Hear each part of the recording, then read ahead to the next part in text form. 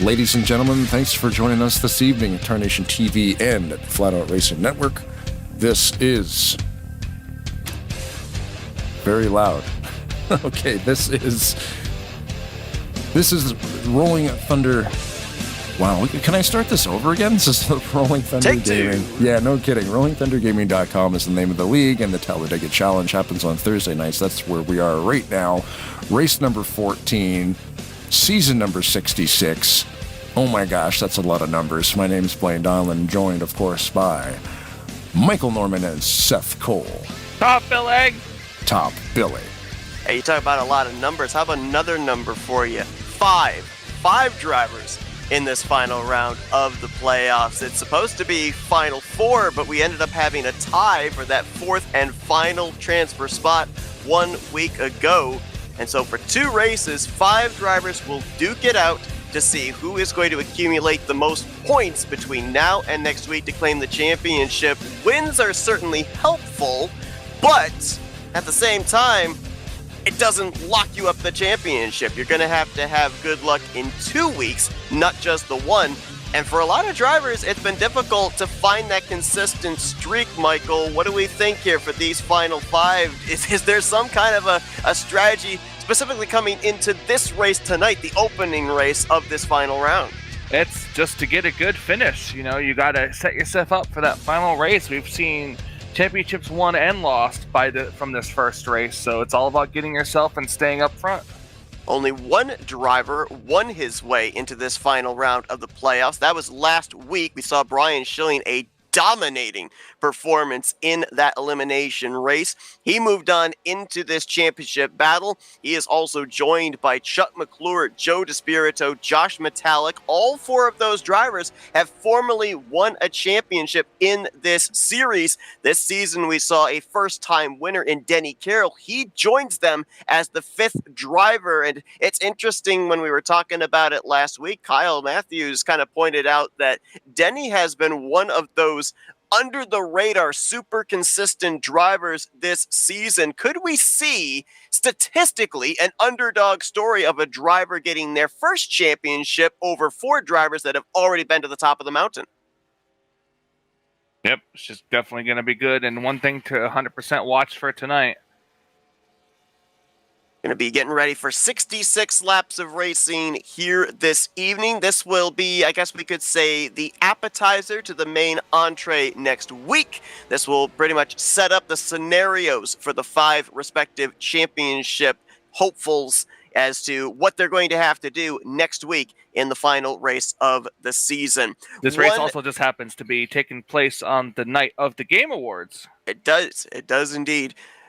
One name that you will not see on the grid tonight, one race car that you will not be seeing out on the racing surface this evening is that legendary number 143 of Bob Dixon. For those that are not familiar with what goes on in Rolling Thunder Gaming or did not see the announcement on our broadcast last night for the Aero 88 series for Rolling Thunder Gaming, Bob Dixon, we obviously, during the last few weeks, we have been trying to keep you up to date with his health situation. We had him up here in the booth a few weeks ago to give us an update.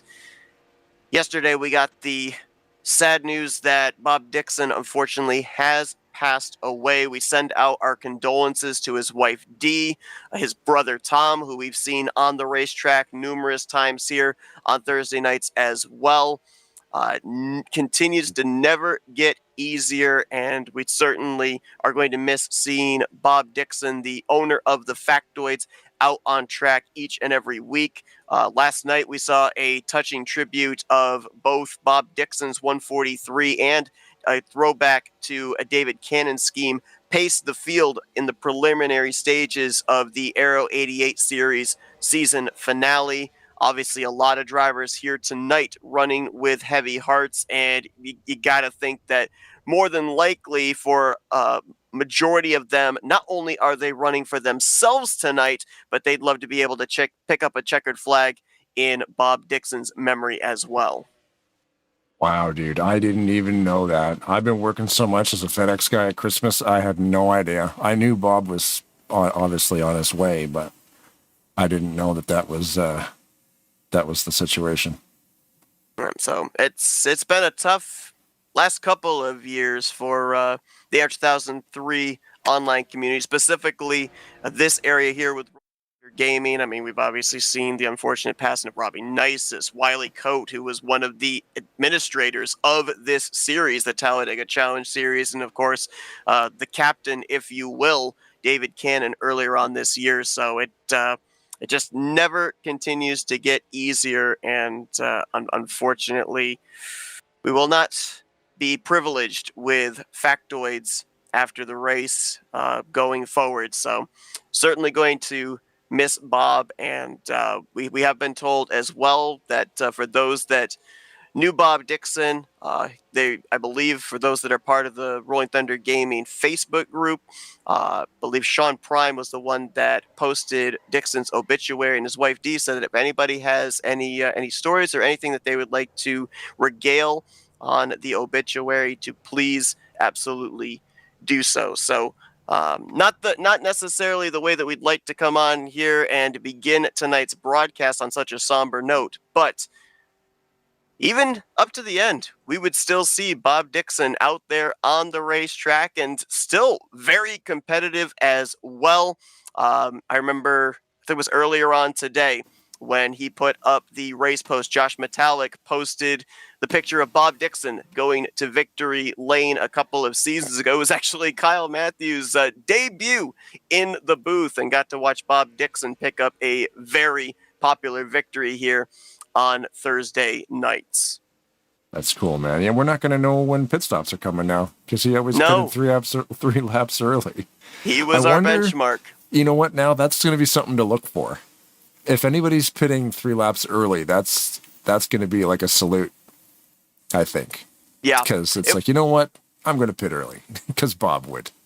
It was interesting. It always seemed to be just Bob, but I did notice that this season specifically, as we started getting closer towards the end of the regular season, there were a few others that took and adopted that strategy of pitting on the same lap as Dixon. I believe Mike Mangialardi, Robert Spring were amongst a couple of those drivers that would do that. So those might be the flag bearers now, as to maybe giving us that indication of when those green flag pit stops will be taking place. We'll have to see if that is the case here tonight.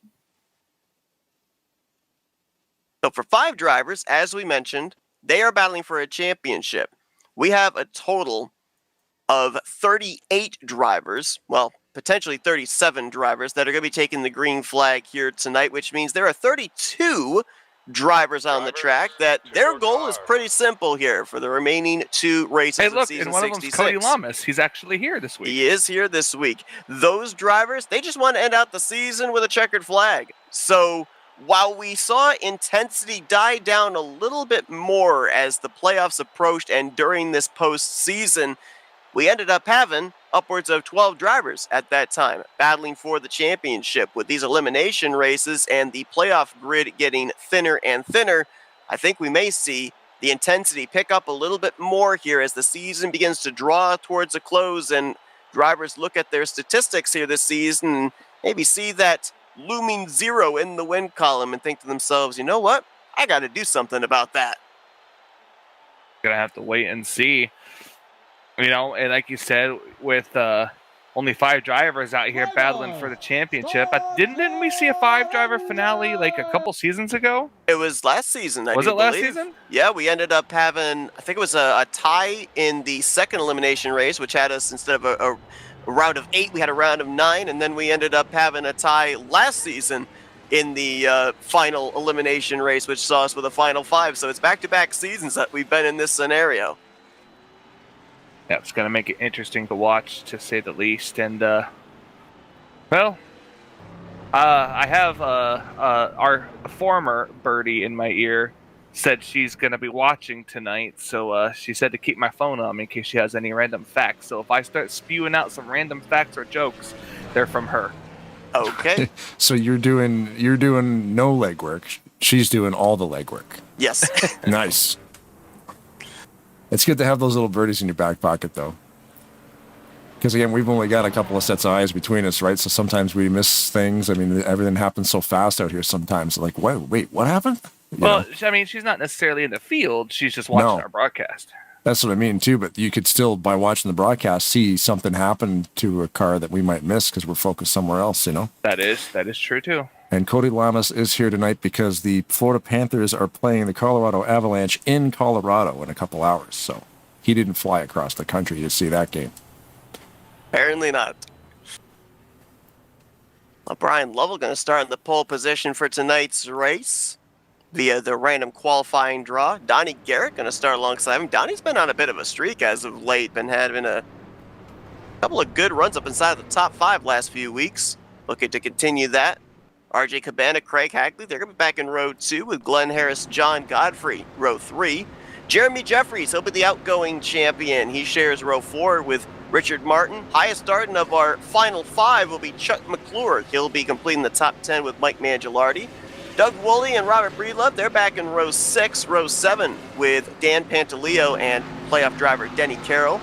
Randy Waugh, Luigi, is back in row 8 with playoff driver Brian Schilling. Row 9, Keith Bynum and Kelly Cause. And your top 20 completed by Doug Hulick and Ulysses Sandoval. The rest of your playoff drivers are all going to start outside of the top 20, as it looks like we take the green flag here. Despiritos rolling off from 31st. Josh Metallic is right behind him in 32nd.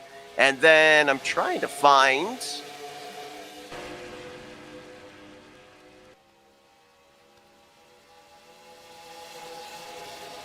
Just to point out, too, that we got that 5-way tie for the playoff leaders that will stay at the top right hand of the screen the whole night. The 4, the 17, the 24, the 39, and the 41. And I thought that I missed a name, but nope, I did name off Schilling in 16th and Carroll in 14th place. So we will see, of those 5 drivers, who's going to have the best run this evening, and maybe put the pressure on the other 4 going into next week's finale. I have been told that if we end up having a scenario between this race and next week's race that we have a tie for the championship, they will go back and look at the stats of race wins, then top 5s, then top 10s for tiebreakers. Wow. It could happen. Absolutely could. Yep, it most definitely could. Which makes... Oh, we just had a car we had trouble in the back! disappear there, too. Oh, someone's trying to flip over, but didn't. That was Keith Bynum in the 63, who, you're right, Blaine, he actually disappeared and reappeared in the nose of another driver, which I believe was Doug Hulick. Pantaleo was kind of skipping out a little bit, too. There was one car whose sponsor we didn't have. Might be McCarsky. I haven't been able to see the car paint on McCarsky the last couple of weeks. You were correct. 71 also blinked out. Looking back here on the replay from the 931 of Breedlove. Was it the 088?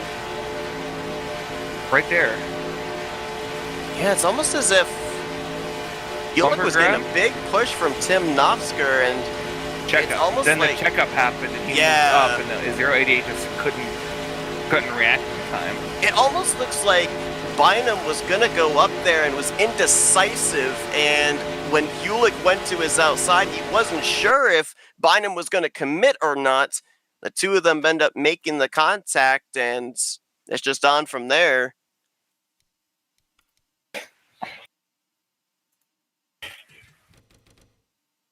That car that you're referring to that we're not able to see on my end, Michael, is the 83 of David Little, but we actually do have that car. I just forgot to put it into my game on my end. That just sounds like a you problem. It is.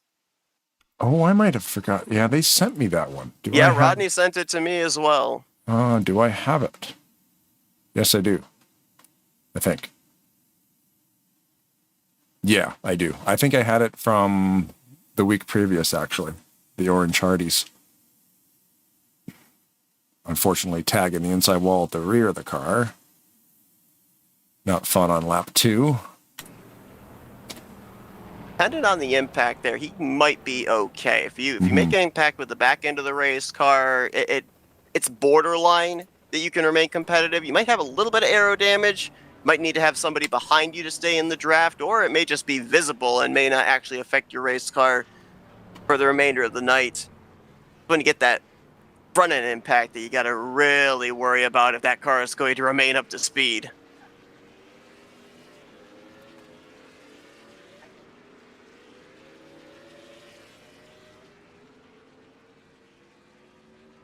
As usual, with early cautions here, we have split decision amongst drivers electing to pit and those deciding to stay out. Brian Lovell, Glenn Harris, who started this race up inside of the top 5, they came to pit road to top off on fuel, along with, it looks like, roughly about another 16 drivers. I don't want to interrupt and change the subject here, but they're previewing the Street Fighter movie, remember? Since we're under caution. They're at the Game Awards, and both Roman Reigns and Cody Rhodes are in attendance. They're bringing out the entire cast. It's like 19 drivers electing to stay out, and RJ Cabana inherits the race lead.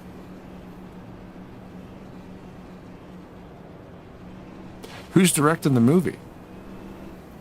I don't know, per se, but the entire cast is here at the Game Awards. There was rumors that the Philippou brothers were going to do it. The guys who had the Raka Raka YouTube channel, who have been doing some awesome horror movies.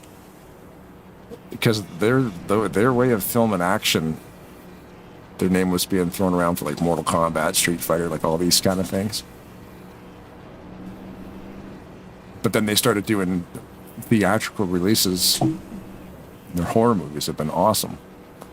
Bring her back and talk to me.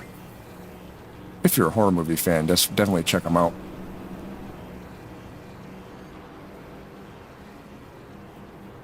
See if we get the lights out here this time on the pace car. Yep, we will. We're going to be back green on lap 6 Currently of riding 66. along in the 889 of Cabana. If you're wondering what car I'm sitting inside of.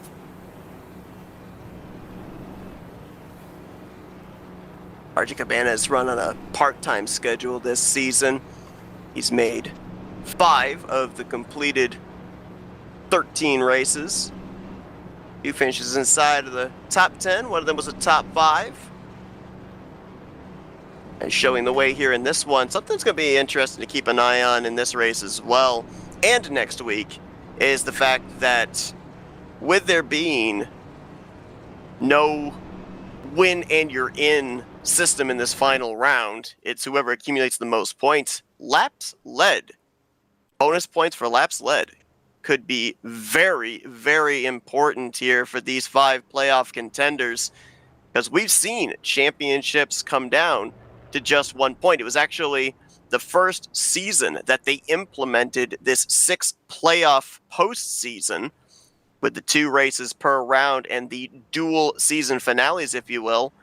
Richard Martin didn't win a single race the entire season, remained consistent to advance into each round, and won the championship by just 1 point. So a lap led here tonight could be a difference maker between whether you're going to be crossing the start-finish line next week as the champion or the runner-up. And that might even come down, like you said, if it's a tie-breaking situation, they could take into account laps led for the entire, I don't know where that would fall on the tie-break, itinerary, because I'm sure it would be wins, but eventually it would come down to probably total laps led. Yeah, I'm honestly not sure where that would fall. Yeah, I mean, it could be like round 10 of tie breaks, but they have to be in there somewhere just in case, right? I would think so. I'd be really surprised if we ended up getting to that type of a statistic. I feel like there has been, as I said, it's been very difficult for drivers to be consistent this season, so I feel there is some disparity between top 5s, top 10s for the season. But you never know. You never know what they're going to pull to break a tie if there ever is one. Or like you say, okay, the tiebreaker is this. Oh, drats, they're still tied. Okay, then they got to go to this scenario. Like, oh no, Yeah. they're still tied again. Like, eventually they have to figure it out. But then you also have to figure out what's the most important. And then things have to get, the most important thing has to happen first, wins. But if they both have one win, okay, now what? Top fives, okay, then what? Top tens, okay, we're still tied. Then what? Just put them on the track and let them go 2 laps one-on-one. There you go. Just like, That's it. Have a 10-lap shootout just a at Bristol. extra season green-white checkered. Yeah. American Gladiators. RJ Cabana with the lead for now. Anyways, they just presented another award for best ongoing game, won by No Man's Sky over Marvel Rivals and Fortnite. What about World of Warcraft? I don't think that's even going to be a thing. Did they abandon that yet? I think it's still a thing, but like not as big as it used to be. Yeah. Oh, Donnie big move at the Garrett. bottom. Yeah, I was going to mention, keep an eye on Donnie Garrett here tonight as well, because while we've been keeping track of this battle for the overall Watch that championship, third there's lane. also the race within the race, the Bracket Challenge Championship. We're in the finals of that tonight. Donnie Garrett winning the loser's side of the bracket last week. He now challenges Denny Carroll, who was the winner on the winner's side of the bracket, for the title tonight. If Denny Carroll, the 41, finishes ahead of the 77, Denny Carroll this evening locks up that championship title. But if Donnie Garrett is able to finish ahead of the 41, we go into another matchup between the two next week in the season finale. And they are only separated by 3 cars right now, both on that inside line. Only the 17 of Chuck McClure and the 931 of Robert Breedlove separate those two.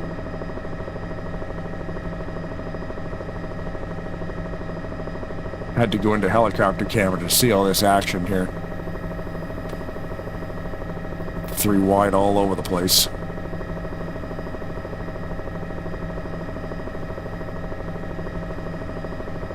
Donnie's not going to move up in front of Chuck. They saw that third line with Brian Schilling and Jeremy Jeffries coming. They jumped down to the middle line. Now they'll block that momentum. Got to think between the final 5, Brian Schilling's coming into this round with all the momentum, being the only playoff driver to win in the last round. The other race in that round of 8 was won by a non-playoff driver in Richard Martin.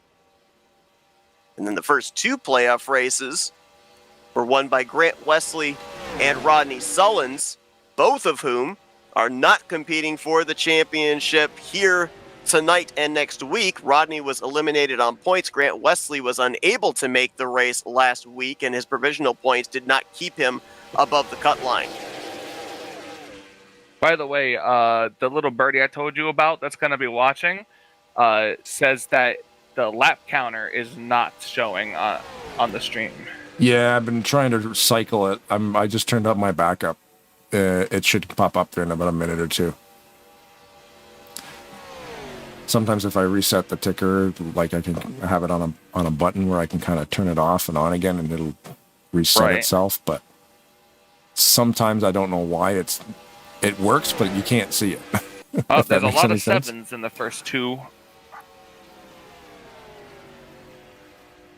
And to just let people know, we are at the completion of lap 10 onto lap 11 right now until the lap counter pops up. Top 5 got themselves single filed out. Back to Greg Palmer's Alan Kulwicki throwback. And look at the 3 wide back there, too.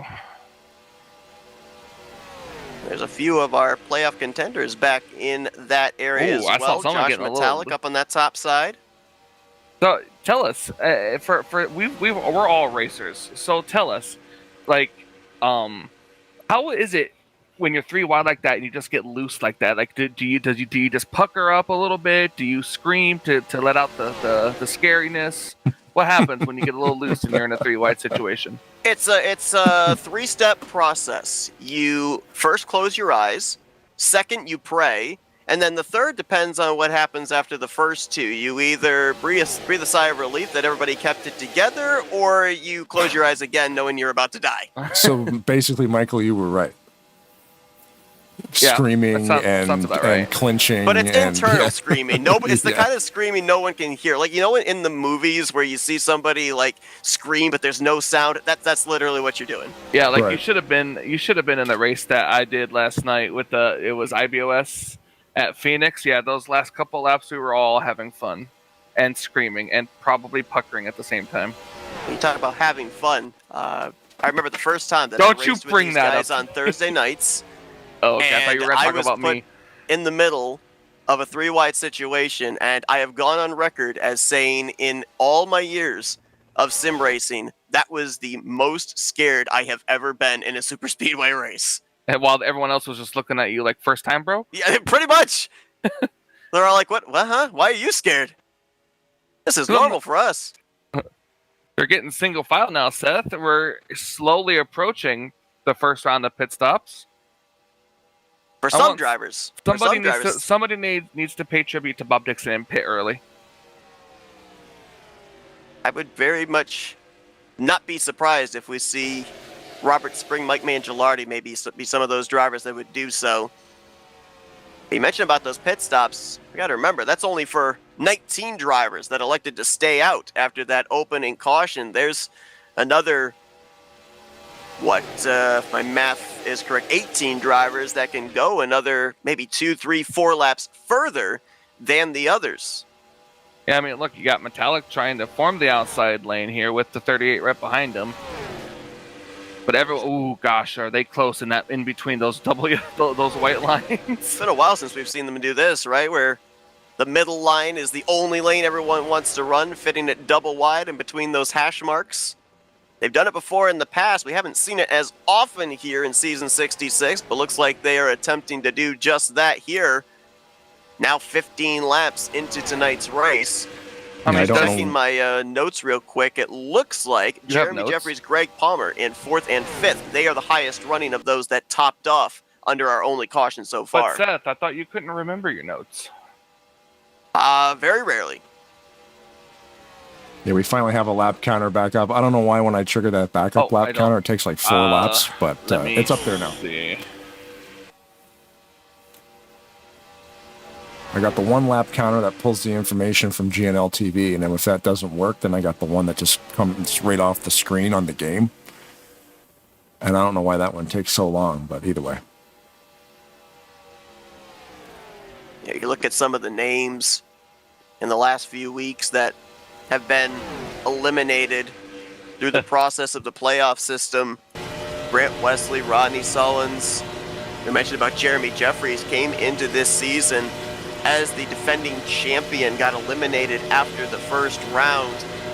And I keep saying that when these drivers get eliminated, they're dangerous enough as it is with the years of Super Speedway Series racing that they have under their belt. But when you then put them on the racetrack and they don't have to worry about points, they don't have to worry about big picture racing, they don't have the championship hanging in the balance, I think it makes them even more of a threat. And I've been noticing that both Rodney Sullins and Grant Wesley, who were recently eliminated last week, they've been up there on that outside line doing everything they can to help push that 39 of Josh Metallic to the front. Also, to confirm, counter is up. And Jess says, Cody does neither of what I said going back to the 3-wide situation. She says, instead of puckering or screaming, he has a hot flash of a quote, "What would Jimmy Johnson do?" Hey, Jimmy Johnson had himself a top 5 finish in this year's Daytona 500, so... We would know because we were there to watch it. Yep, so he probably would go 3-wide. After Seth stopped screaming about William Byron winning. You have no proof outside of my vlog video that I did that.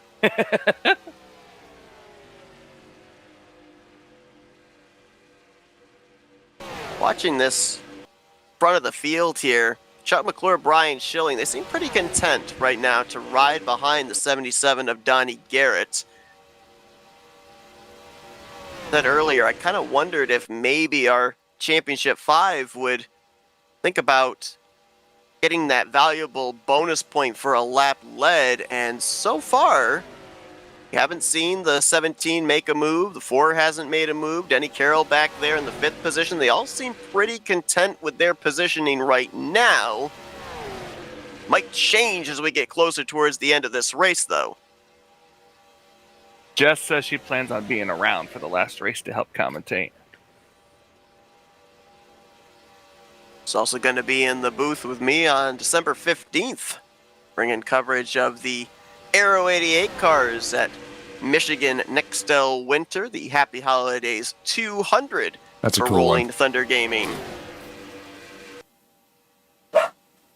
I like how it's got like the big like snowbank in the middle. Oh, yeah. Yeah. I do too. All you end up seeing is just the roof I wonder when they if I go in could. Yeah. What mod is it again? the Aero 88 Aero. cars. Aero 88 cars. Is it like just a special event or is it an actual like points race? Special event. Oh, I'm thinking about maybe if I'm free to try to maybe race that race. And just if they allow about me to come every in. driver's heart rate just went up, thinking, oh gosh, he's going to wreck me. Well, I mean, you know, if they get in my way, I'm kidding. But if they don't mind me coming straight through server because I don't have RLM, then I think it'll be a fun thing. And I just tried to throw my blanket over my head and completely failed. There's a visual we need. Man just versus covered myself in blanket. Blanket wins. We got pit stops coming up, guys. I'm seeing radios lighting up, and they've gotten themselves double wide Wait, in who the lost process. the pack back there? I believe that is Dave Little in the 83. But I think we're going to see Donnie Garrett and drivers on that inside line coming to pit road. Everybody that jumped up to the top side, they can here go a we little go. bit further because they topped off. Not as many Wider as I pit thought, road. yeah. Garrett, McClure, Schilling, Doug Wow. Woolley. Okay, Seth, this one's for you. She says Michael versus Cody Winter Classic new FWE episode. Yeah, that might be a little tough to do unless you want to have Christmas in July, because that's what we've recorded up to for next year. Hey, isn't that a thing that you do?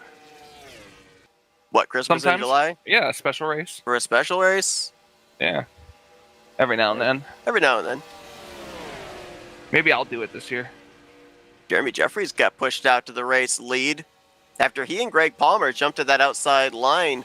The run that Metallic, Sullins, and Wesley were trying to get, it helped tow them up, and now they've made their way up into the top Who else is five. coming down pit road this time? I don't know if I saw a couple cars coming down. I don't think anybody else is pitting as of yet. I think you're going to have to wait maybe another 2 to 3 laps. They might try to come down. Oh, here, a couple Half a cars. dozen there are guys some. did go down, yeah. Yeah, including Denny Carroll. Yep, Carol, Cabana, Waluigi.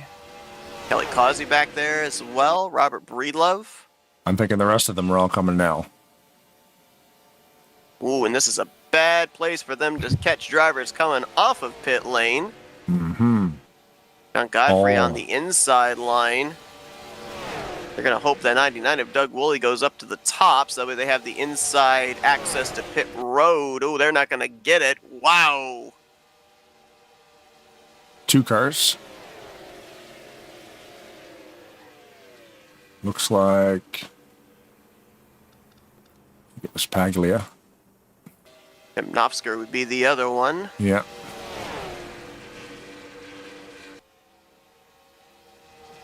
Hmm, 4 laps of pitting. Interesting. It is tight out here. Look at this. They got nowhere to go. Yeah, like you say, all the cars that are blending back in.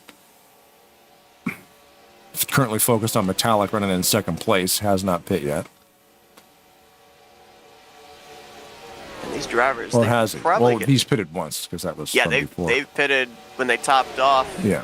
under the caution. I think they're all coming in this time now. It's about the furthest that they could go. Ooh, big lock up there for Metallic. Oh, he's out into the grass. Now, as long as he got it woed up to pit road speed, he should be safe. Coming back. Oh, he's going to get hit by Grant Wesley. Oh no, that's not a good.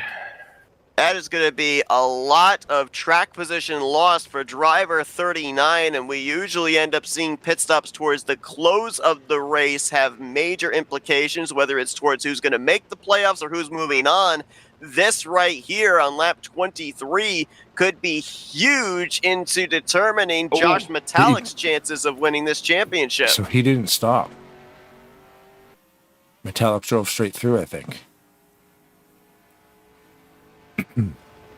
And I wonder, yeah, hang on. I believe he qualified via the random qualifying draw towards the rear of the field. Yeah, 32nd. He may have actually So he got spun past his pit yeah, stall. yeah, he did. I can guarantee you he did. Now the question is, does he have enough to make it back around to get into his pit stall?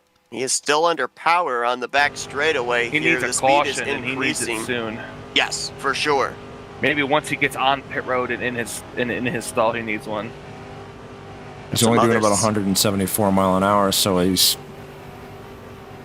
either damaged or just conserving a little bit. Looks like he's going to be all right. He's trying to get up to speed. He's probably in 4th gear, which is going to take longer to get up to speed as well. That way he has a better chance of not running out of fuel coming around to pit lane. Well, we got trouble off of pit road. Brian Lovell, Ulysses Sandoval got together, and Lovell is up on the racetrack right in front of the leaders. Oh, he just got wiped out by John Godfrey. He was trying to teleport back to pit road. Godfrey got him, as well as Bobby Farrell. There's more wrecking up ahead with Glenn Harris. This is the caution that the 39 needed, but the question is, did he get on pit road in enough time? Wow. He was in his stall when it happened, yes.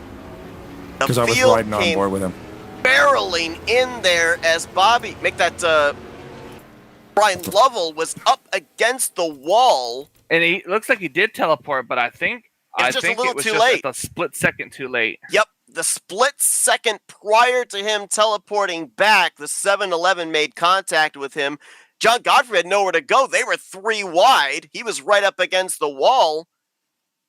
And then Glenn Harris gets collected as well.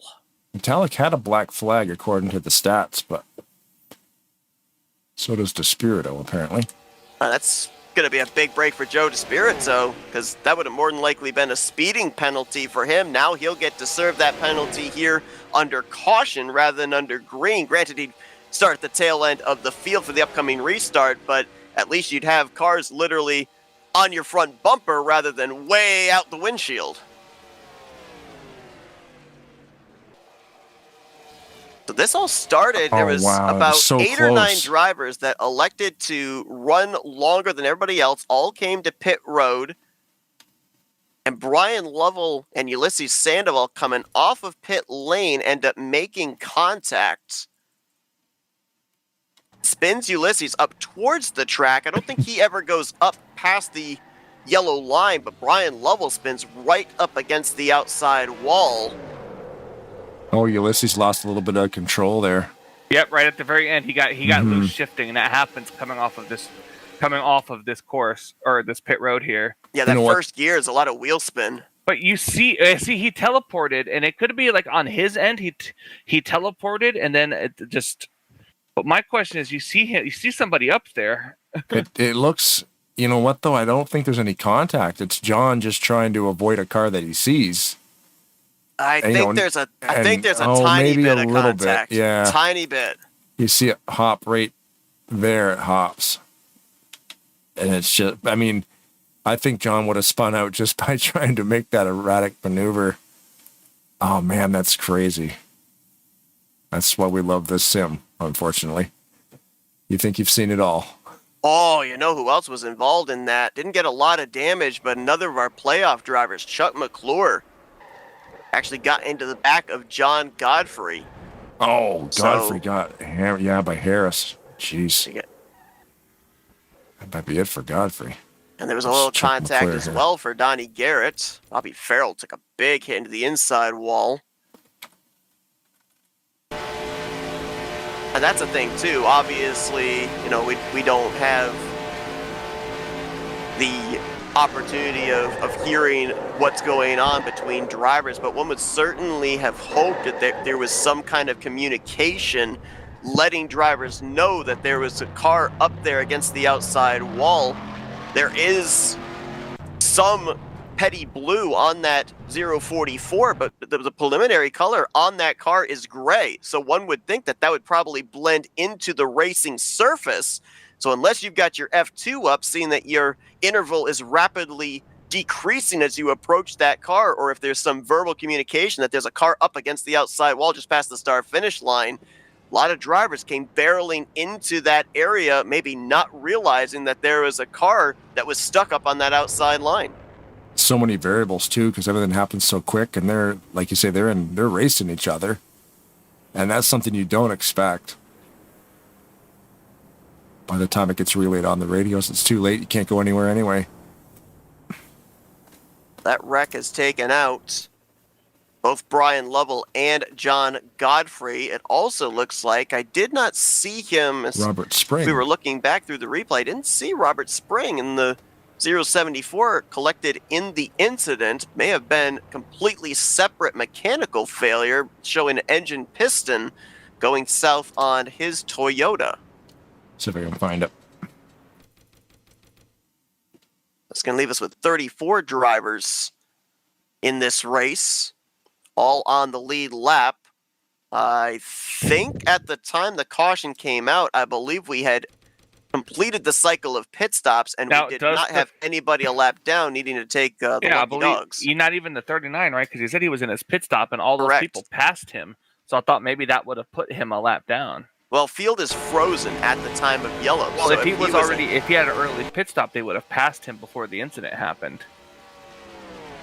So my guess is maybe he got the lucky dog, or just got lucky and they told him to stay on the lead lap. I'll have to check, because let me see. Yeah, I think you're right, because he's actually coming down pit road again, so he probably did indeed get the free pass. So going to be a couple of question marks here when we get ready for this restart. How much damage did the 17 of Chuck McClure sustain in that incident? And for both Joe DeSpirito and Josh Metallic, this caution saving them. Metallic missing his pit stall on the first go-round, DeSpirito getting hit with a black flag for speeding. They will both start at the tail end of the field. How long will it take for them to gain back the track position they had prior to the pit stops? Both of them were up inside of the top 5 when the pit stop cycle began. So it looks like the 074 of Robert Spring was able to avoid that wreck, but then coming onto the back straightaway, he's only doing like 80 mile an hour. Looks like he popped a gear. I was told to tell you this, Seth. Jess said Seth used to do this special race at Christmas in July until he spilled Dylan's Fruity Pebbles. The pebbles weren't, quote, congealed together tightly enough. There's that word. Congealed. Yeah, Robert Spring's engine failed. He didn't hit anybody, but I don't know. It just blew up under yellow there, so he was forced to retire. He got towed back to the pits, but they couldn't fix it. Tough break there for him. Going to finish 37th here tonight. One more opportunity at a checkered flag next week in the season finale, as Jeff Crivello will get us back under the green. Looks like most everybody came back down pit road under this yellow to top off, even though most of them had been to pit road only 2-3 laps prior under green flag conditions. Crivello staying out benefited with the gain of track position. Another driver that actually benefited from this caution as well, though we didn't really talk about him involved in any incidents during the pit stops or during that wreck from the start-finish line over to turn 1, was Brian Schilling. I noticed that when everybody was getting up to speed cycling around, he got freight trained up on the outside line and fell all the way back to the tail end of the lead pack. With this caution coming out, he's able to now restart up in the 13th position. You see him up in that 3rd lane behind Chuck McClure. So that helped him gain a ton of track position that he would have lost had we still been under green flag conditions. Oh, we got a car down the apron. That's Pantaleo, and he's back up the track. Gosh. Clobbered Billy Elliser. Elliser is up and over, and Cody upside Lamas. down is Cody Lamas as well. Well,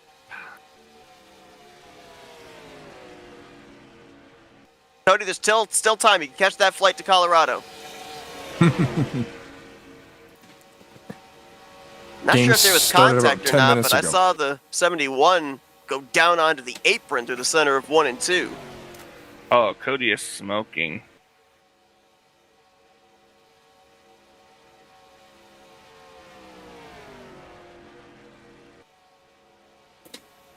Oh, my cough button works, but I got 2 of them. Oh, he got just barely clipped by the 088 and then just came up and oh my gosh. Nowhere for Cody to go. Yeah, that's Jess just made a good point. Cody needs to stop running the yellow 88 or the yellow 48. It's cursed. Sorry. Yeah, it's almost like Bobby Farrell got loose down the apron ahead of Pantaleo. Pantaleo goes up a half groove to try and give him space, and then RJ Cabana gets Pantaleo from behind. Then Elliser goes for a wild ride. Cody Lamas gets turtled, and Pat McCarsky has the mayhem happening all around him, and I don't think he really got any contact from Could that have anybody been else. hitbox though from that car? Could very well have been. Yeah, it definitely looked like there was some space in between those two cars. The way that the 71 violently turned down to the apron, I think that there was some type of contact, but I think you're right. I think it could have very well been what we call on the iRacing side our good friend Gap Whack. Yep. Oh, there's a specific reason we call it that. Because iRacing hates the word lag. Or warp. That too. Pit road continues to be a busy place here in this 10-lap span. Drivers were down here under green flag conditions, now coming down under 2 caution flags. Just trying to get every last little bit of fuel that they can, because this has been a running trend for a majority of the season. We end up having these early yellows in the first half of the race, and then the second half of the race, we go green to the checkered flag, and there always ends up being that money stop. These drivers would like to make that money stop as close to the end of the race as they possibly can, so they take every opportunity under caution to come down and fill it full of fuel. Like Dan Pantaleo and Billy Ellis are both out of the race.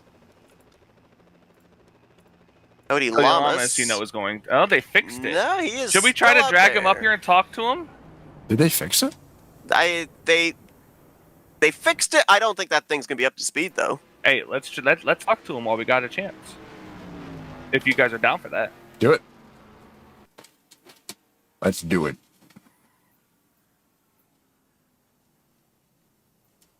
Hey, Cody, Hey. Are you introducing him or I introducing him? I don't know. You drag You him. paused. Go ahead. Cody, you got a copy. Oh, hey, yes, hi. So, I don't know if necessarily they will accept you as a brother in the Teenage Mutant Ninja Turtles, but you did a good turtle impression over there off of turn 2. Obviously nowhere to go, but how in the world is that thing still running?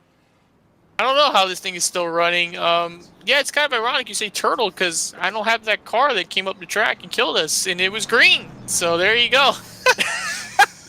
Friendly you go. fire, turtle on Cody? turtle. I have to tell you this because Jess said it. Why are you running that cursed scheme? Honestly, I meant to run the Panther scheme, but I guess the last race they did was a throwback race, and I didn't switch. So there you go. It is cursed, I agree. And yeah, I got to get some wings. I felt like Ryan Preece. So, what's the expected top speed out of this 48 for the rest of the race? Because we saw you trailing black smoke, so we definitely know the engine is not at 100%. Probably like 10 miles an hour. Okay. Also, The minimum speed. I was also told to tell you, made realistic thanks to you, but she said Jimmy Johnson's anything with the blown engine video game made realistic thanks to you, and she also says hi. Yeah, I believe it. But I'm kind of in a box. I'm out here running for, I'm like 1 point behind a couple guys for 30th, so gotta keep going. Even though I'm gonna be painful, feel free to come sing me a song if I get bored when I'm alone. Okay, I'll stop looking at Southwest Airlines flights for you out to Colorado, because you probably could still make the end of the game. Yeah. I can pay attention a lot more now. Let's put it that way. All right, Cody, man, have fun down there. Have fun with whatever car you got left. I'll fall asleep for you guys. Puts a man in a soapbox derby car with motoring engines all around him and tells him to have fun. Michael, you are a cruel, cruel man. That's why I added the at the end of it. That's why I added with whatever car you got left. You know what happens when Michael has fun? Okay, once. Okay, that happened one time. And it was an amazing clip. It was absolutely amazing. Let's put it this way: the backstory for for Blaine here is I was racing a race at Darlington. Okay. I was chasing down Zach Rogers, and prior to going into turn 3, we were heading down the backstretch. Someone had asked me a question, or I think Zach asked if I was trying said, hard. I'm just saving. If you want to go by me, you can. Oh yeah, and I said, "Oh well, I'm just having fun right now." So then I send it off into turn 3 and immediately start spinning, and I just start screaming, "I'm not having fun anymore!" Nice. So we've told Michael he can't have fun, and everyone just died laughing.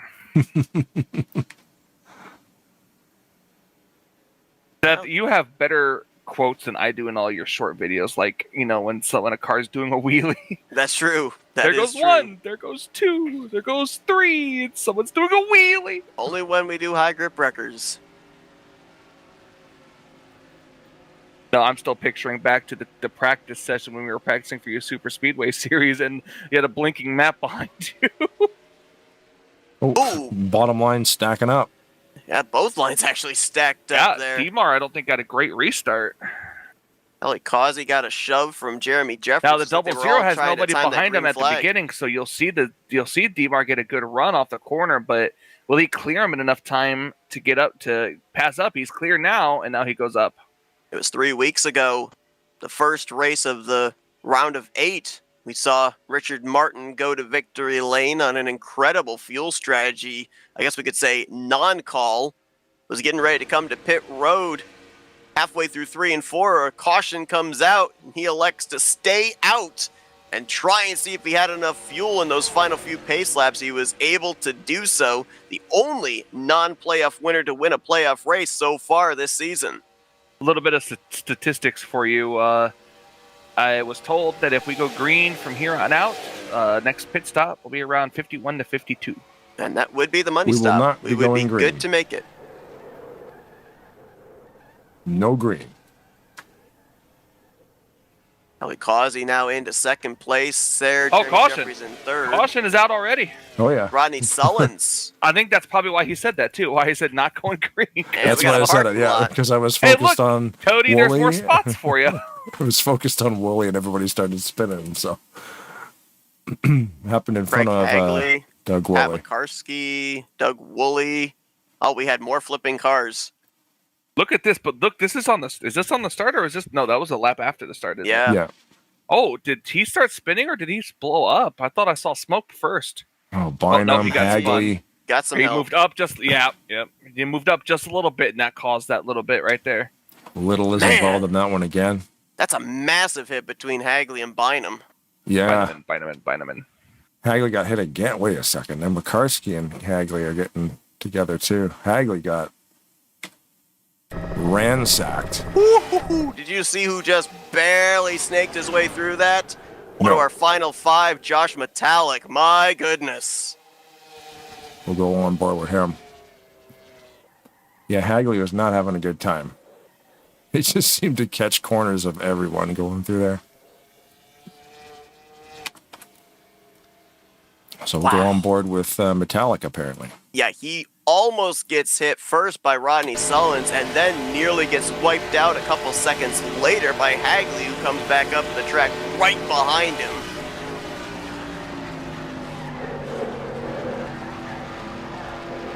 Oh, I see. Yeah, on the overhead, you can't see it.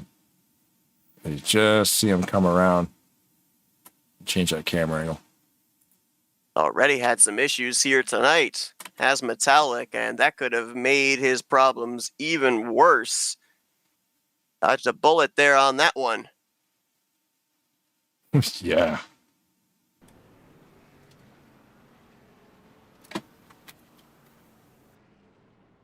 This caution still will not see us able to make it the rest of the way on fuel.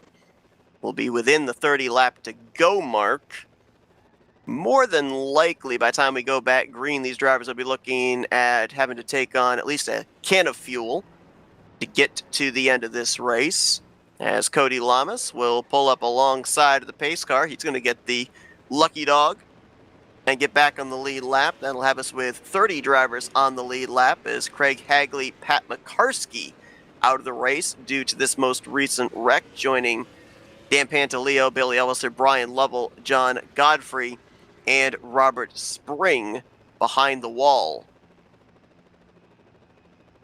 I mentioned in this race here, we get to this portion of the season, more and more drivers are eliminated from the championship, are just eyeing that checkered flag, kind of that bring home the trophy or bring home the steering wheel mentality, and we see the intensity pick up. That's why I think we've seen as many yellows as we have so far in this race, and to kind of echo Blaine, don't think we're done with cautions yet.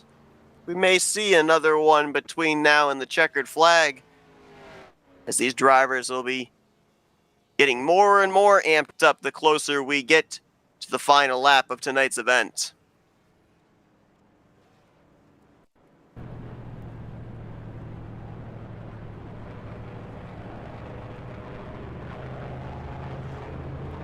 Just did a quick double check here as well on our playoff contenders. If any of them have led a lap yet tonight, only one currently would have secured a bonus point for a lap led, and that'd be Chuck McClure, who led only one lap so far. Brian Schilling, Joe DeSpirito, Denny Carroll, and Josh Metallic so far have a 0 in the laps led column.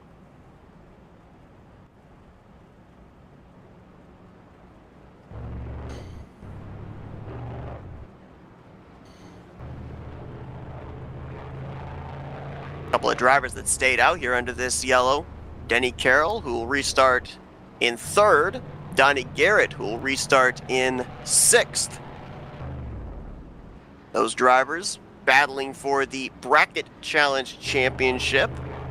Carroll needs to defeat Donnie Garrett tonight to win the championship 1 week early. Garrett needs to finish ahead of Carroll to send it into another matchup next week in the finale.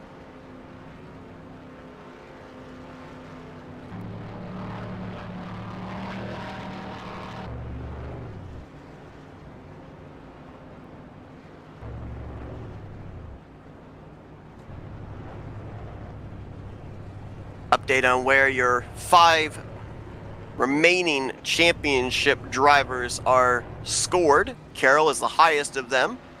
Will restart in the 3rd position. Chuck McClure will be 9th. Brian Schilling just outside of the top 10 in 11th.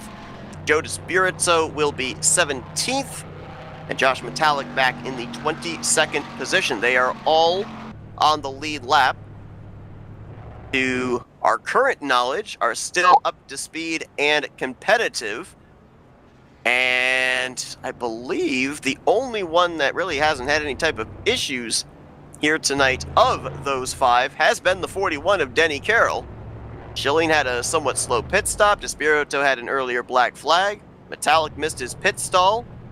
And Chuck McClure was involved in an incident earlier on in the race just around the start-finish line.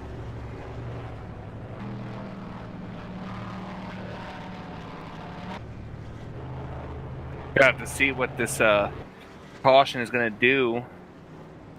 DeMar's still with the lead here, Seth. But what do you think about it? Do you come down with coming to 1 to go on the restart, which I think that's what they're coming to this lap, is possibly the 1 to go? I'm trying to think if there would be any benefit to doing so. Just topping off. Yeah, if the lights go out this time by, then we know we're going back green at the completion of 39 onto 40, which would put us at 27 laps to go.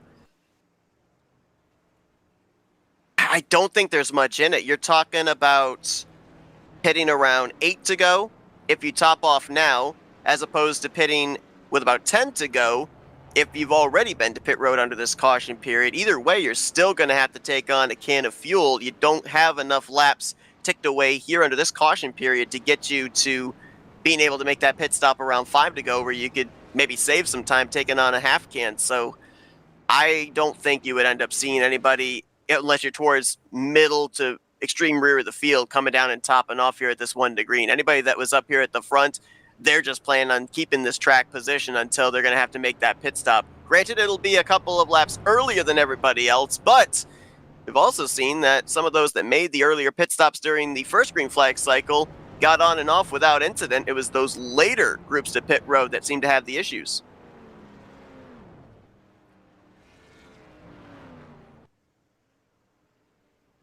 Always try to make sure to thank our sponsors, too, by the way. I forgot to do that at the start of the broadcast. Red Line Performance Motorsports and, of course, Rodney Sullivan's Paints. Thanks for sponsoring the broadcasts, y'all. And, of course, thanks to everybody who watches this stuff live on the internet or on the replay.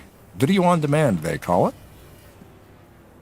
Retired cars this evening: Robert Spring, John Godfrey, Brian Lovell, Billy Ellisor, Dan Pantaleo, Pat McCarskey, and Craig Hagley within the last 3 laps. He took a beating on that last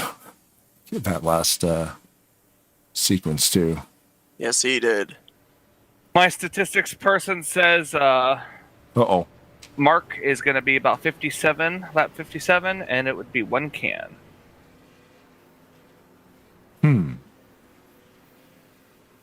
We'll see if we get 1 to that can? point here. 1 can will get you 9 laps?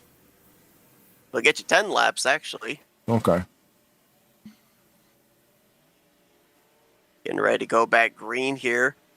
Of course, we'll be wrapping up this season next week. The other weekly series for RTG have already come to a close this week. Is everybody up through the gears? Grant Wesley took the championship on Monday nights in the Bare Bones Racing Series. Doug Cady picking up the Challenger Championship on Monday nights. And then last night we saw Jeff Supta pick up the championship in the Aero 88 Series. Bobby Farrell, the Challenger champion, on Wednesday night. So congratulations to all of those champions here for season 66. At least for Mondays and Wednesday nights, that locks those champions into the Speedway All-Star races. The eventual champion, and I believe the Bracket Challenge champion of this season, will get locked into the Super Speedway All-Star race here for RTG. Chuck McClure with a big move back there around the 8th, 9th position, along with Brian Schilling. A couple of playoff drivers trying to work their way to the front. And Denny Carroll, now the new race leader. Bonus point to the 41. Only the second of our championship 5 that have led a lap here tonight. McClure was the other.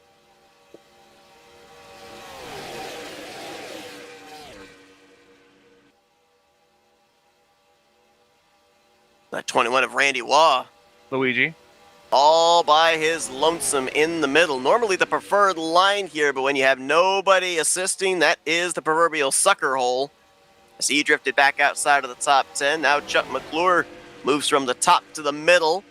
Brian Schilling, Josh Metallic there with him. They've now shuffled out the 43 of Richard Martin, the 931 of Robert Breedlove, and here comes Grant Wesley. That's so crazy how that works. Like you were saying, it ends up being the sucker hole, but it's the middle line, it's the preferred line. It's always fascinating how that happens, and then we watch everybody move to the middle, and now here they come. All comes down to if you have friends or not. Literally just changed all within about 3 seconds. I mean, Randy's still way back there, but And take a Randy look was who's now leading the charging middle to the line front. less than half a lap ago, and now he's like, 12 rows back. Last time by, he crossed the line in 17th place, so he lost a ton of spots in just the span of a little over 2.5 miles. Mm-hmm. Didn't see this green number 88 Chevrolet Camaro on the track last week. Grant was at the Gateway Dirt Nationals. Hoped that his second place performance the week prior would be enough points along with his provisional to advance into the final round of the postseason. It unfortunately was not. So now he's just out here trying to see if he can pick up yet another victory here to close out season 66. We have a 4-way tie at the top of the leaderboard in wins. Wesley, Rodney Sullins, Joe DeSpirito, and Chuck McClure, all with 2 wins each. Got to think that all 4 of them would like to break that tie and stand alone with most wins on the season.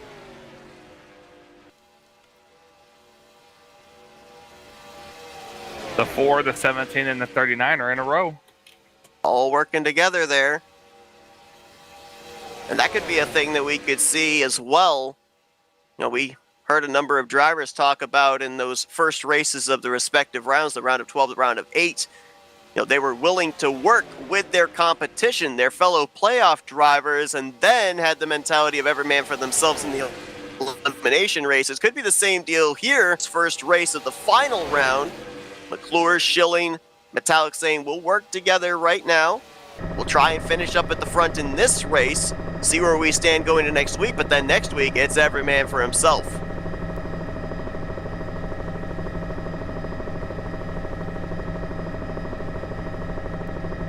Keeping an eye towards the rear of the field, saw the 38 of Rodney Sullins take a big hit in one of those earlier wrecks over in turn 1. Looks like he is still up here in this lead pack, and he is getting drafting assistance from the 24 of Joe DeSpirito. Now, it does look like the 38 is slightly off the pace with that rear end damage. DeSpirito is giving up track position to keep Rodney up in this lead group, but this could potentially be by design as well for driver 24. He could be kind of riding back here twofold to keep Rodney in this pack, but also maybe save a little bit of fuel during the course of this run as well. I don't know how much you could save. I don't think you could save enough to get yourself to being able to only take on a half can on the final pit stop, but could be a little bit of strategy here by the 24 car after seeing all of these earlier wrecks, maybe feeling the rear of the field is the safest place to be to keep his chances alive. And there goes Cody. Finale. Sorry, I don't try to laugh at Cody, but I always actually Yes, you try to do. laugh at Cody. Yes, I do. You can't I don't try, lie but on I just broadcast, I don't. Michael. Yeah. I don't try, but I do it. It's like Keith Bynum a couple of laps ago brought his wounded machine to pit road and has retired from the race, was involved in a couple of incidents tonight. I mean, you just had an incident right there through the tri-oval. I think Schilling may have given a little bump to McClure. It's working, though. It is. Yeah, the inside, holy cow. It's because now they got a third lane coming, that's why. Greg Palmer. Ulysses Dennis on the McCarthy outside, too. up there. Yep. Ulysses, Kelly Causey also up there. We are 3 wide, several rows deep, third place on back, and Denny Carroll is right in the middle of all that in the 41. And look who's right alongside of him. 77 of Donnie Garrett. We're side by side for the bracket challenge. Oh, I thought the 17 might have clipped the apron there.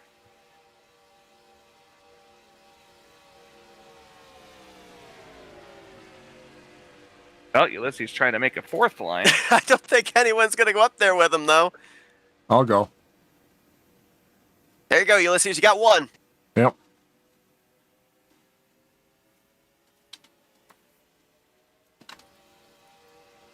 Got McClure now the race leader. He had previously led a lap before taking the lead here, so he already had the bonus point for a lap led. I believe there still are enough laps left in this race that the most laps led bonus point could still be up for grabs. Donnie Garrett's led the most laps so far tonight at 13, but we've still got 18 laps left to go when they hit the stripe this time by, and Chuck has led 2 laps, so he potentially could take that bonus point for most laps led here tonight if he leads a majority of the remainder of this race.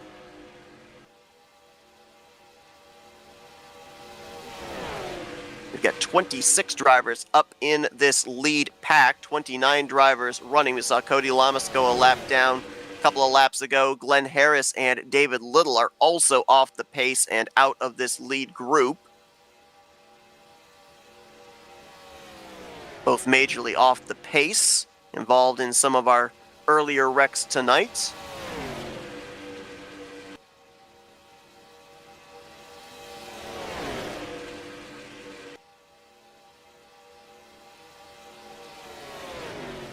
Couple of names we haven't talked about this evening starting to creep up into the latter portion of the top 10. 23 of Doug Hulick on that inside line. Last time by scored in P9. And right alongside of him, Mike Mangialardi in the 029. Mike, man, I'm having a party. Getting some good help up there. We're going to have to watch the outside now that they've got it single filed away. They're double filed back there, but they're not fighting 3 wide or nothing, so we got to keep an eye on the outside lane. Jess said that at this moment in time that she says to keep an eye out on Jeremy Jeffries. He could play spoiler. 43 to pit road. Richard Martin, as well as Kelly Causey. Now, they stayed out under the last couple of yellows to keep track position, so they're a little bit off sequence of everybody else in terms of what they can do fuel-wise. Pitting this early, I think they're going to have to take on a can and a half. For reference, I was laughing because when Seth was scrolling through his cameras, he went back to poor Cody Lamas all by with one other person. I was going to say, he's not by himself. He's got David Little. He's the little engine that could. Eventually, you broadcast long enough, you'll have a nickname for everybody. Like Mangialardi, Grandy Waugh, now you've got Little Engine That Could. Well, that wasn't necessarily a nickname. That's just that was just heat of the moment. Jeff Crivello DeVille. Yeah. That one just came to me, to be completely honest. I think Seth said Crivello one time, and I just was like, that kind of sounds like Cruella.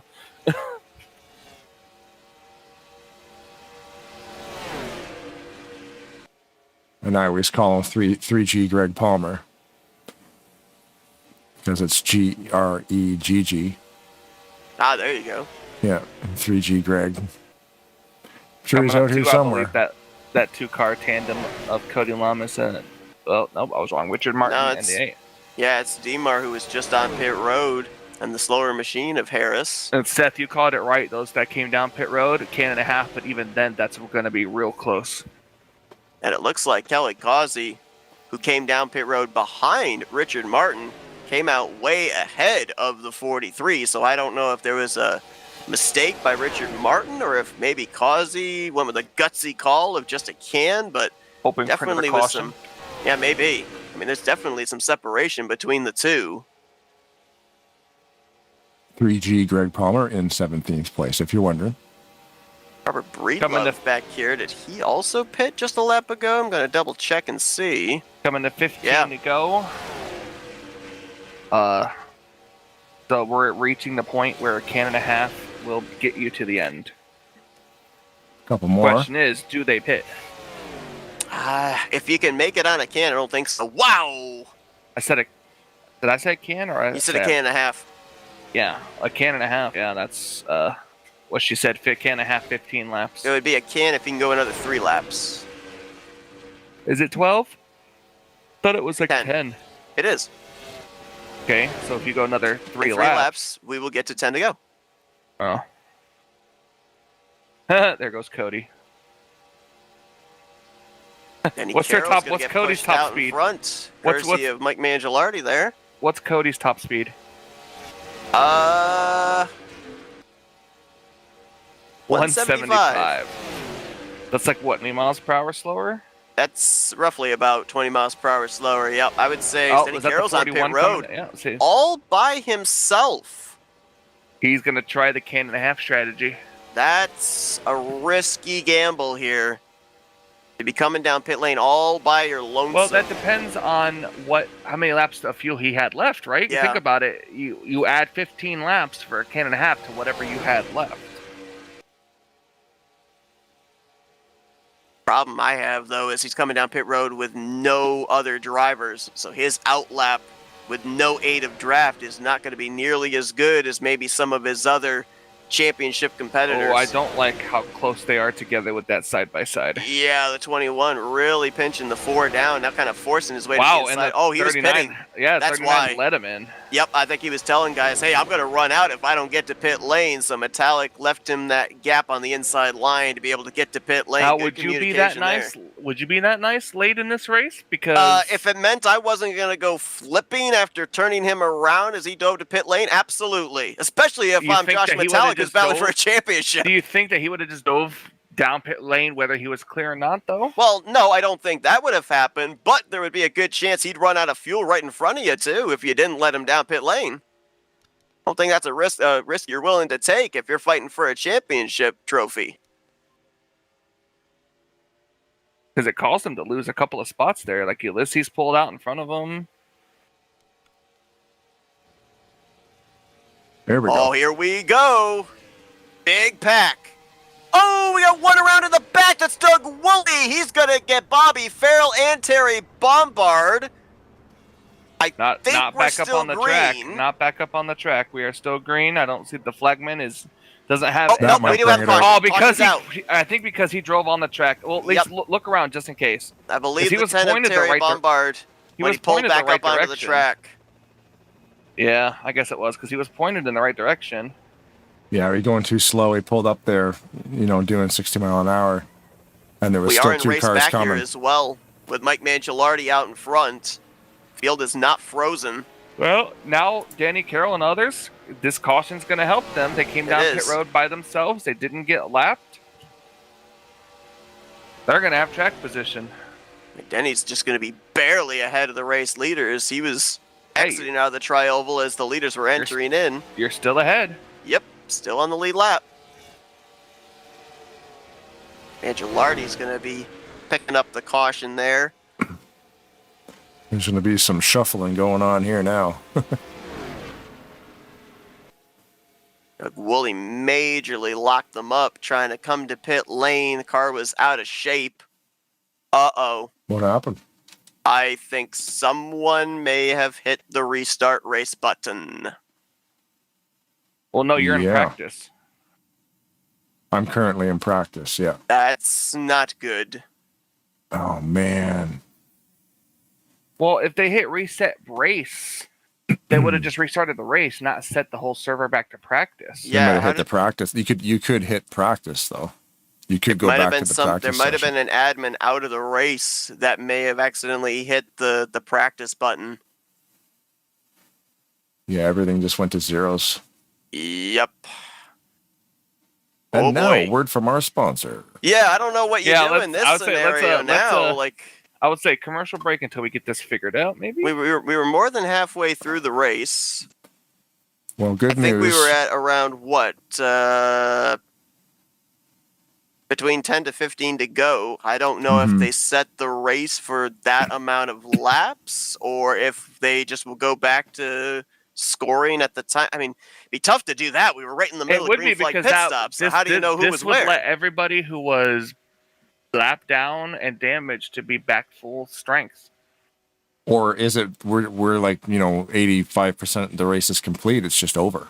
Yeah, that's what I'm wondering. But the problem is, if the race is over, do they go like how do you go to the moment that the server went down? Because we had drivers on pit lane, we had drivers that had just completed service, drivers that still had to pit. I don't know what the scenarios for this. It looks like they are currently having an emergency admin staff meeting right now to determine what to do. Saw a number of the administrators migrate to a separate room of TeamSpeak. So hey guys, let's take this time to talk to our in-race reporter. There is a live feed, obviously, with the broadcast. They could rewind the broadcast and just... Yeah, they could. Also, Cody, hi. What the hell happened? Well, I actually was listening. I didn't fall asleep. I had a car pushing me the entire time. So, by the way, Cody, tie game, first period. I know I have it on my TV. Oh, okay, cool. Having damage, you can only just hold down the key and you don't have to pay attention to the track. No, but apparently I think someone said that they were trying to check the replay of what happened and brought out the yellow, and they somehow the practice got kicked forward. Yep, we are being told that an off-track admin at the time that had retired out of the race did set it back to practice. So they are trying to figure out what to do. I think the easiest thing out of all this would be to just blame Cody. Yeah. Because it's really rare for me to stay in a race, so I'll take some extreme circumstances. Your engine was toast. I was going to say, if retired out of the race, this wouldn't happen. They'd have to get out of the server, set it back to probably, because I don't see these guys, especially for like after race, purposes. I don't see them just racing to a certain number of laps. I see them backing out of the server, not shutting it down, but backing the laps down to like maybe 10 to 15, somewhere in between that range if they can fit it there, and then just having a free for all. But I feel like for the cars that were multiple laps down, like our in-race reporter here, I don't know how that would work out. Yeah, I mean, it's really a tough situation because how do you establish the running order as well? Like we're talking about the possibility of if they ended the race at where we were at since we crossed halfway, how do you figure out who's running where for a finishing results? How do you then in turn, when you reset the race for the remaining amount of laps, how do you determine who was running where at the time that the server ended up getting set back to practice? Especially since it was during pit stops. Exactly. That's You the want to thing, come up right? on the live We had broadcast, about, Rodney? 11, 12 Okay. drivers that still hadn't pit. Rodney wants Everybody to come else up. had pits, so I don't know. Grab Rodney Sullins. We got Rodney? All right. All right, Rodney, what have we got for a verdict here? We had a catastrophic mistake by someone. Can I guess? I want to say Mike Mangialardi wins, race is over. This race basically didn't happen. Next week is going to be a one-race deal for the championship. Everything you've just seen, everybody, was a complete apparition. Good win, Blaine. Good job. That was practice. Thanks. Oh man, it was so good too. You guys were in like a 4, 5, 6 lap, pit stops are going on, and Yes, we had someone accidentally they were watching the replay to see what happened and accidentally set it back to practice. That's the truth of the matter. Out of curiosity, why not call it a rain delay? And like take the if one of us could give you the results at the time or the running order at the time it was reset back. Who has that information though? I mean, I was thinking about one of us. But none of us have the export. That's when the server gets set back to practice, our ticker information gets wiped out, and not to say anything negative about GNLTV, it doesn't always update the running order as promptly as maybe it should. So it's about a 15-second delay, and then when you're in the middle of a pit cycle like that, it's not going to be. No. Well, I was thinking about maybe going back to look at the stream, but you wouldn't be able to get everyone. It'd be really tough to do it off of that as well. All right, never mind.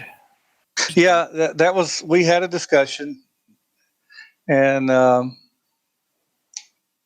was what we were talking about. Was what was our options? We even thought about a doubleheader next week, but we're just going to do one race. Champions of both the bracket and the season will all be done with one race. Okay. One shot. One opportunity. Yeah. Cue Eminem. Don't miss your chance. Mom spaghetti. Yeah.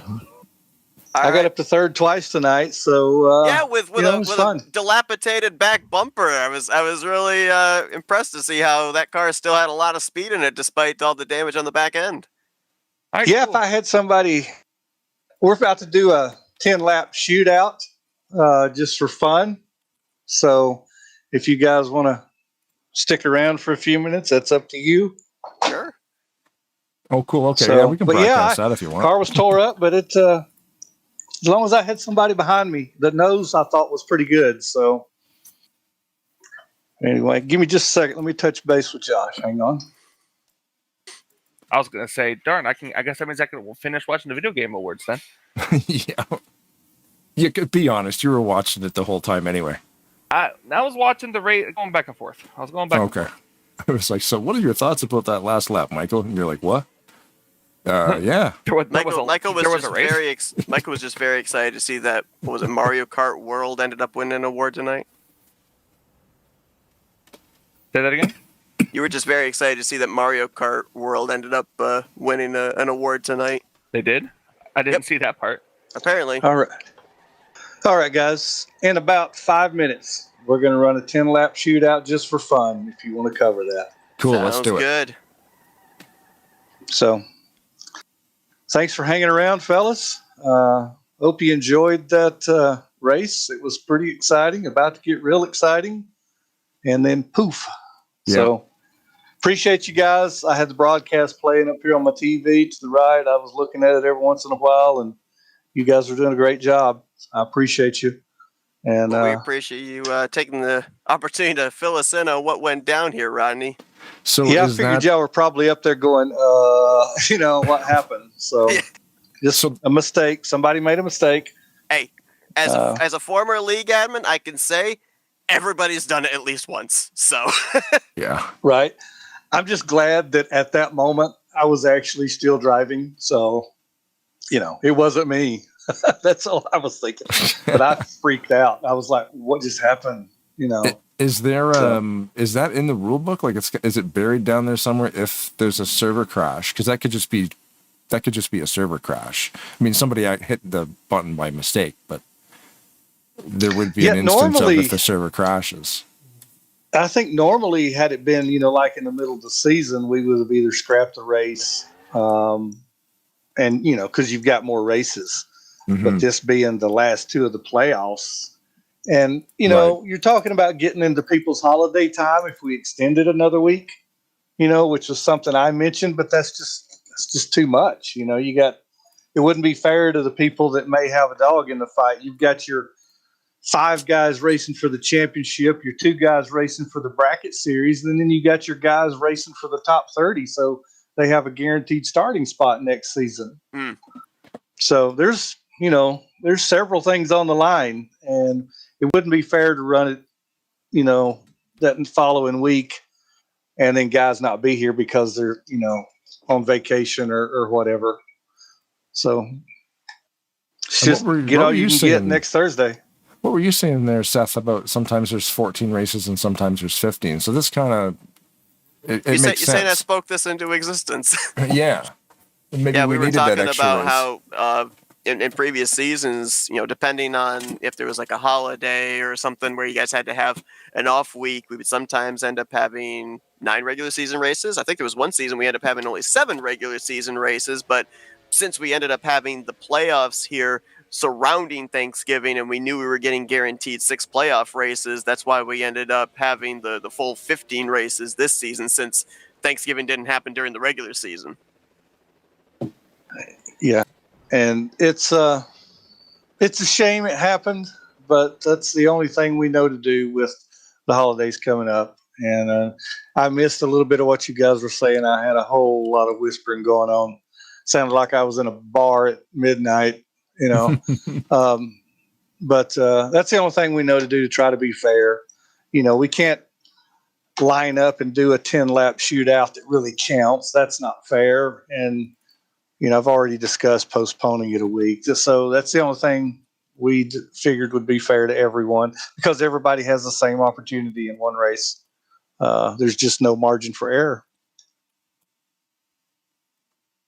Absolutely. Well, we're looking forward to this upcoming 10-lap dash. I mentioned tonight that we were definitely going to be seeing a precursor to next week, and I think this is just going to keep everybody in suspense, up the anticipation for next week's finale. We're kind of going back to the original playoff format there with that one and done season finale. So looking forward to that, Rodney. Appreciate you coming up here, giving us the information here in this unfortunate but understandable situation. And hey, best of luck here with a brand new race car in the 10-lap shootout.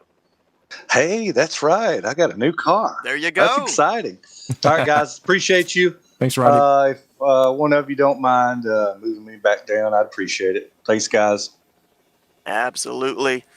Well, Rodney Sullivan's proving what happens when you stick it out and eat your Wheaties. He's now got a brand new race car for a 10-lap dash here tonight, which, by the way, folks, is going to be an exciting one because not only is it 10 laps, it is 10 caution-free laps. So, if trouble breaks out, doesn't matter. We're still continuing to race. So it's going to be a race of strategy as well as survival, just to kind of end out the season, or not the season, but the night on a happy, fun note, if you will.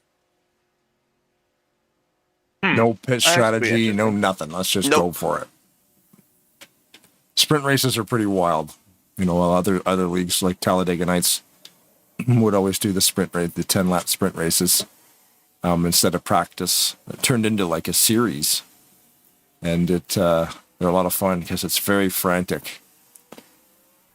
They're over I need quick. something like this heat race to make me smile, because I just found out Split Fiction lost to Arc Raiders in best multiplayer game or co-op game of the year. Darn it. Arc Raiders? Multiplayer Decent game, but yeah. Split Fiction, my gosh, the storyline in that. Incredible. We're Alien Fire Team Elite, man. Oof. I logged a lot of hours in that thing. That's fun. I don't know if 3-player what was co-op. it, Helldivers 2? I don't know if it would have been up for Game of the Year this year or not. Mm-hmm. Oh, yeah, that's the thing with... Yeah, Alien Fire Team came out like 5 or 6 years ago, so yeah. Co-op games are good. Oh, they are. Helldivers. Alien Fire Team is really good. Claustrophobic. It's only a 3-player co-op game. But, man, once you, like, max out all your dudes and stuff, like the weapons and all the little extra perks that you can have with your sentry guns, that game's a ton of fun, especially if you're a fan of the Aliens franchise. Speaking of multiplayer games, Blaine, who's that group I saw you RVing with a couple of nights ago? That was, that was Rod Weston, Milt Surratt, Robert Spring. We were in there. You talk about like a low impact multiplayer game. You know, you're not running from aliens. You're not, in the middle of a war zone on Call of Duty. You have your RV in the middle of the forest, and you have to try to get it back to the freeway. And it's a physics-based. It's a lot of fun. Yeah, I ended up. I've seen gameplay of RV there yet, and my buddy RJ is like, "Huh, Blaine's in an RV." I'm like, "What?" He's like, "Yeah, over on Tarnation TV Turbo, he's in an RV." And it's like, I look at it, I'm like, "Oh yeah, look at that." And it's funny because like wildlife will chase you sometimes. A bear will come out of the woods, but as long as you always have a cigarette in your mouth, you can start puffing on the cigarette and you can run really quick. Just like in real life, I guess. I don't know. It's pretty funny. Beer makes you really strong. And you use your winch and your pulleys and stuff to kind of, get your RV through the forest and try to get it back to the highway. Yeah, from what I've seen, the bridges are maybe the most treacherous thing in that game, and it looked like you guys had a little bit of difficulty with bridges as well. Are you going to race there, Seth? I see you on the track I might as well. Let's see what we can do with these guys. The orange machine on the broadcast. Oh, it's orange for you guys? I was going to say, I'd like to thank my sponsor, Blue, but that'd be kind of awkward with me being an orange car on the broadcast side. Yeah, on the broadcast side, it's orange. Straight I'll be 100% blue and orange, orange no for numbers. the New York Mets, who are currently in mourning at the loss of Pete Alonso. No damage, no yellows. Awesome. Thanks, Rodney. No damage and no yellows. No damage, no yellow flags. First one to the checker flag wins. And Seth Cole starting row 2. Oh, maybe not. Oh, and we might have set it back here for, I think, the 21, and Randy Waugh still needed to grid up there, so they might have set it back for him.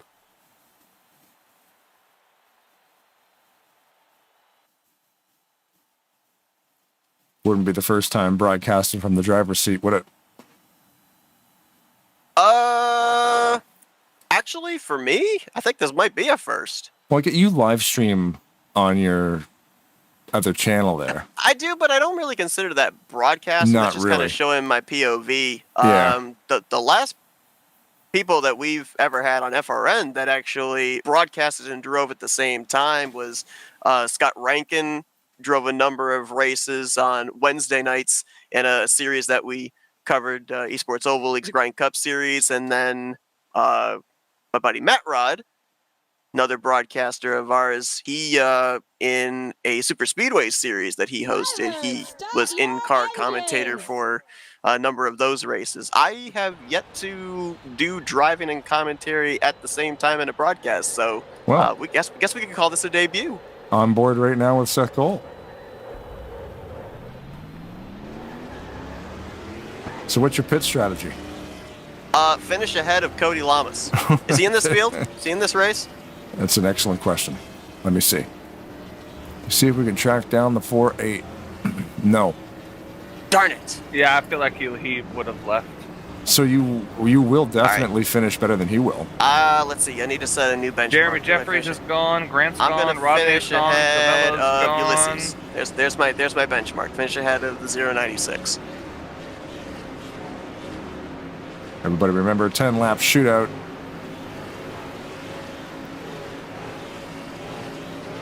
Catastrophic server failure put us into a fun little 10-lap sprint here. So after these 10 laps are over, so is the broadcast. So get it in you. So before we take this green, if I end up winning this race, does it go down as an official win? Do I get to laud this over the RTG guys or no? Okay. Since you're racing, does that mean I don't have to commentate with you? You can do whatever you want. No, I'm going to be your crew chief. I've crew chiefed you to a victory once. I can do it again. Well, the 999 of Seth Cole on the bottom. Oh, there's a wreck behind you. Holy mackerel. Don't worry about it. No cost. If it's in the rearview mirror, then I'm okay. Yep. Oh, wow. Seth, you knew he wasn't going to go with massive you. shove. Yeah, but you're not. You got no one behind you now. Yeah. He's just pushed you out of the way, yeah. Oh, Seth, please. He ran me out of room. Did you see that? All right, dive. There you go. Dive where? Yes. Oh, that's an Ohio State dive. car. The answer You is just got yes. shoved by an Ohio Oh, man, State I can car. tell you what, guys. There's no brakes being used right now. Nobody is lifting. Any run you get, you are shoving that car forward. Yeah, in the sprint races, they're very frantic and very aggressive. You know, it's over quick. You got to try to get up there to the front as fast as possible. So, Wow, that run you get in that middle line off the corner, you kind of see it even more from the driver's seat. Denny Carroll and Glenn Harris on that inside line lost a ton of momentum off it too. oh, Robert Breedlove looking. Nobody wants to race. Nobody wants to push a commentator. Yeah. I don't blame them. Well, they're out there looking at a generic right now going, well, this guy didn't even upload a car file. What's this? Nobody will Why work would with you a do generic. that? I need to get back in Look, line. not even Excuse me, Ulysses will let you back in line. Excuse me, Ulysses, I need to get up here. Just push him. Yeah. Well, I mean, you're up Give there. me the room. I need the room. I need that draft. Excuse me. Ooh, here Doug comes the third Hewlick line. in first. The 24 right behind him. Hagley and Dennis McCarthy. Robert Breedlove, your top 5. No love for the commentator. Good Lord, Donnie.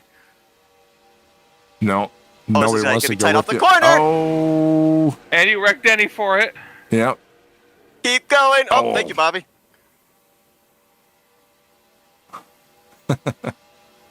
It's not easy holding the middle.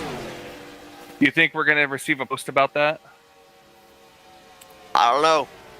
It's like those old games where you just would rub doors with somebody and they'd immediately become your enemy or your ally.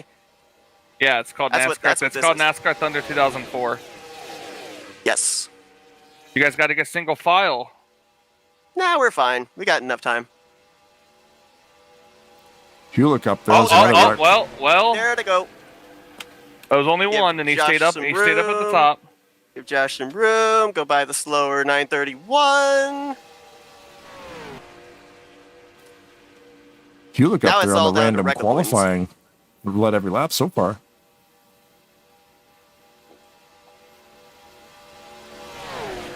Yeah, Halfway. I think he started from the pole. You're right. Mhm. Yep. Yeah, he's currently led all 4 laps. Oh, we're gonna have a massive run this second group here with Palmer leading it. I don't know if we're gonna make a move once we catch the tail. Oh, we've got the toe of the back end of that first group, so we're definitely gonna have momentum. Yeah, you're gonna reach him in the middle of the corner when there's not much you can do with it. See, he just let off the gas. Yeah. Thought about it. They're still thinking about it. Ooh, they are not making up their minds at the moment. We got 4 to go, right? 5 to go. 5 to go. Halfway. He said there. halfway like last lap, so I thought that was halfway. Ooh, Yeah, but I trying to just say pinch up random here. stuff. I don't really know what I'm talking to. That's why we hired you guys. Here come the pushes, if we can actually get the momentum to do so.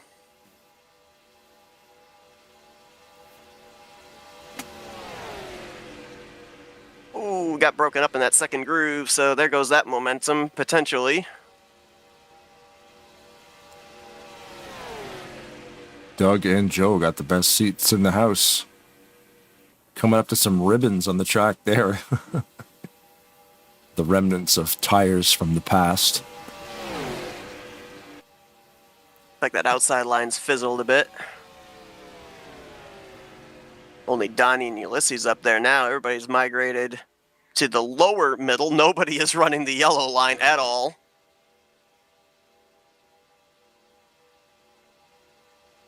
That might change in a couple of laps. The high line looks like it's working almost now. At least you got some numbers up there.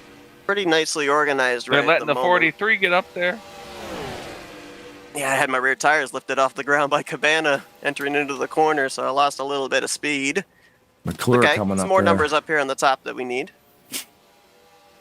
There's no damage. McClure's coming up, so he could join the fray here too. Yep. Well, there's no damage, but there is tire damage. If he's part of all these skid marks and ribbons all over the track, there might be an issue there. I'm going to go for... Oh, he's going to stay in the man. middle, We're gonna make you guys go around We're him. gonna split him. We're gonna split him. Yep, he's going to make you go around him. You know That was what? hilarious. Get Chuck into this. There you go. Any Get other, in this battle. Yeah, you need him. In any other race scenario, you'd yield. They should just He give him just his lap goes back. right up the They center. should just That's give him his hilarious. lap back. Yeah. You know what? I'm gonna follow Josh. That might not be a good idea. What do you got? 2 to go this time, by? No, it's gonna be, I think, 3 to go. Lap No, number 2 to 9 go. has begun.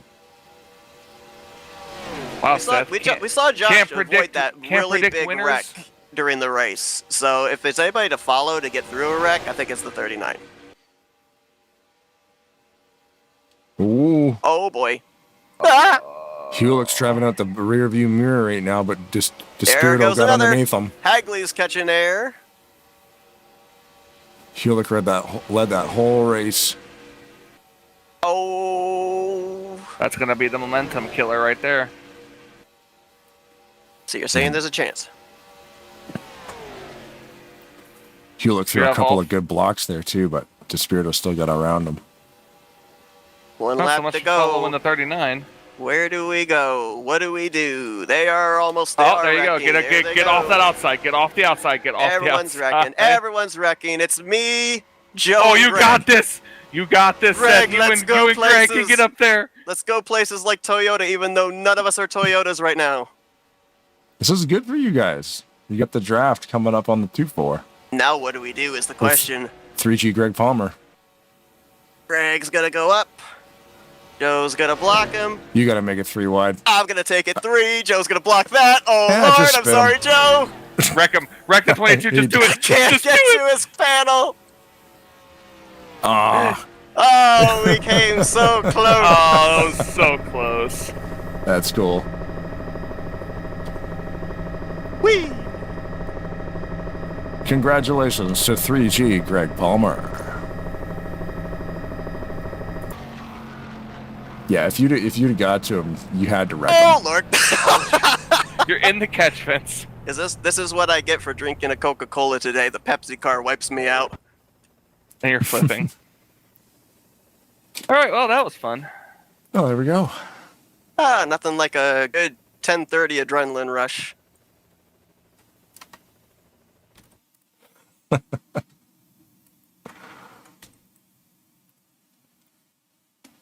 All right. Well, I guess thanks for watching. These won't happen because the race Because the race didn't unfortunately, happen. yeah, it unfortunately came to an abrupt close. Like you said, Hey, we but just chalked that up tune to a in next weather week, delay. though. Yeah, that'll be the one now because there's one race to go, right? And One that's- race to decide it. It was nail biters back when they had this system of just a one and done race in the past, and little did we know we were going to be making our way into a blast to the past here in season 66. But it should be good. It should be really good. I think I might be wrong, but I think this is the first time that we have a final 5 in a Right. one and done race. We've had it before with the 2 races, so So the and way throw an that extra works- driver in there. it's like that knockout kind of thing. So like out of those 5, one of them's going to win the championship. Correct. Hmm. and they And it's don't one have race. to.